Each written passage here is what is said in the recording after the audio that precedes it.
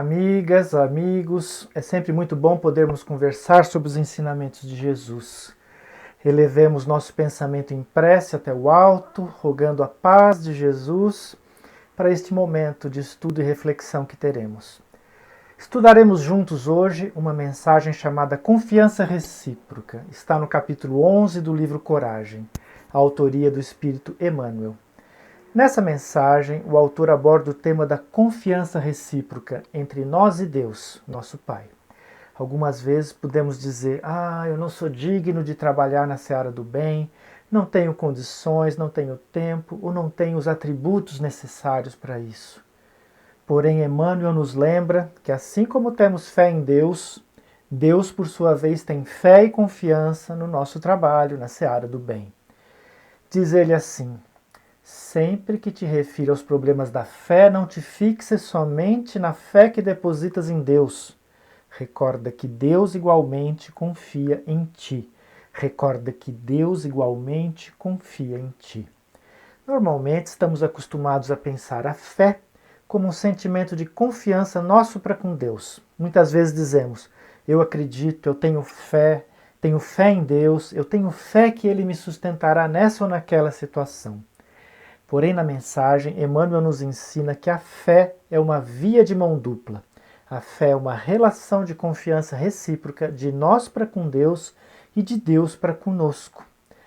Lembremos de início que reciprocidade é uma relação entre duas partes em que ocorre uma troca de igual valor ou de valor semelhante entre elas.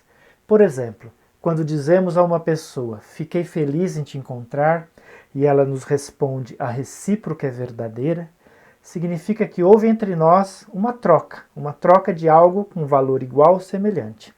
No caso, pode-se dizer que o encontro foi um momento feliz para ambas as partes. A felicidade que experimentamos foi recíproca.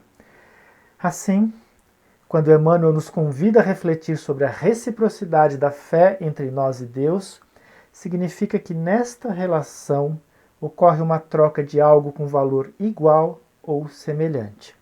Nós confiamos em Deus, na sua bondade, na sua proteção, na sua justiça, na sua presença em nossas vidas, assim como Deus, por sua vez, de forma recíproca, confia em nós. Confia em nós para quê?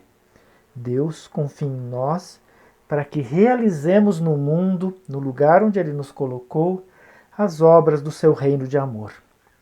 Estas obras são o que os Espíritos, na questão 132 do Livro dos Espíritos, denominaram de a parte que nos cabe na obra da criação. A parte que nos cabe na obra da criação.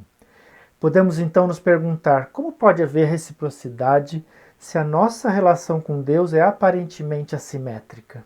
Ele é tão grande, tão bom, tão maior que tudo, enquanto nós somos pequenos, limitados, inconstantes.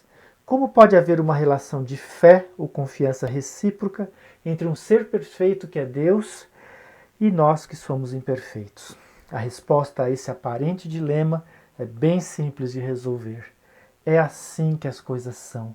É assim que as coisas funcionam na criação divina. Não existe fé sem obras. A fé improdutiva, a fé que não se manifesta no mundo por meio de realizações de amor, é uma ficção que só existe na nossa imaginação. A fé sem obras é morta, disse o apóstolo Tiago em sua epístola no Novo Testamento. Lembremos que Deus não é uma pessoa, ou seja, Ele não tem voz, não tem mãos, não tem braços, não tem pés. Deus não tem um corpo como nós.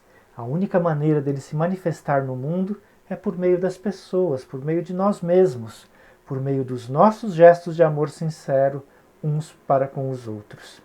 É por meio das nossas vozes, das nossas mãos, dos nossos braços, dos nossos pés, em uma palavra, por meio das nossas ações no mundo, uns para com os outros, que Deus cuida de nós, nos protege, nos ampara e nos sustenta.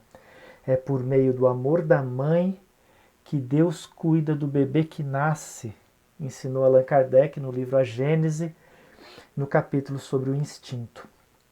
Portanto, repetindo, a fé é sempre uma via de mão dupla e Deus confia em nós. Na mensagem, Emmanuel apresenta uma série de exemplos sobre essa confiança de Deus para conosco. Diz ele assim: Deus confia no seu devotamento afetivo, por isso permite que você constitua uma relação conjugal ou uma família, a fim de sustentá-la com seu amor. Deus confia na sua capacidade de escolher entre o certo e o errado, por isso permite que você defina seus objetivos de vida e os caminhos que deseja trilhar com liberdade. Deus confia no seu discernimento e permita que desenvolva competências pessoais com o propósito de aliviar, melhorar, instruir ou elevar a vida dos seus semelhantes. Se o Senhor não confiasse em ti, diz Emmanuel, não te emprestarias o filho que educas, a afeição que abençoas, o solo que cultivas, a moeda que dás. Interessante ele usar o verbo emprestar, porque nossos filhos, nossas afeições e os recursos materiais que dispomos aqui na terra não são nossos de verdade.